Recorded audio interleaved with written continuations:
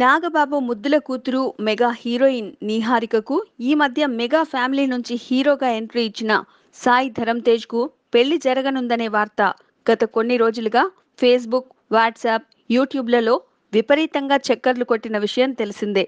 అయితే సాయి ధరమ్, నిహారిక బావ మరదళ్ళు. వీళ్లు పెళ్లి చేసుకోవడంలో ఆశ్చర్యం ఏముందిలే అని అందరూ అనుకున్నారు.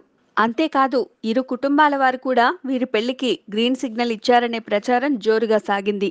అయితే ఇంతవరకు ఈ విషయంపై నాగబాబు ఫ్యామిలీ కానీ సాయి ధరమ్ తేజ్ కుటుంబం కానీ స్పందించలేదు. ఈ రూమర్స్ కు ఎట్టకేలకు సాయి ధరమ్ తేజ్ స్పందించి తెరదించాడు. తన ప్రతినిధి ద్వారా మీడియా ద్వారా ఓ ప్రకటన చేయించాడు. నీహారిక నాకు చెల్లి లాంటిది.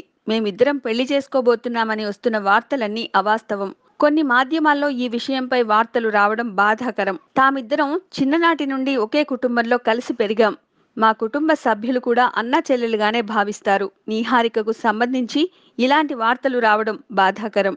ఆధారాలు లేని వార్తలు మనోభావాలను దెబ్బతీస్తాయని, ఇలాంటి విషయాలు రాసే ముందు 1కి 2 సార్లు ధృవీకరించుకోవాలని లేఖలో పేర్కొన్నాడు. ఈ మాటలతో సాయి ధరమ్ తేజ్ ఎంత హర్ట్ అయ్యాడో అర్థమవుతోంది. సో ఇలాంటి వార్తలు ప్రచురించేప్పుడు నిజాలు తెలుసుకోవడం అవసరమని అభిమానులు చెబుతున్నారు. Please subscribe. Hi, it's me Purna. Please subscribe.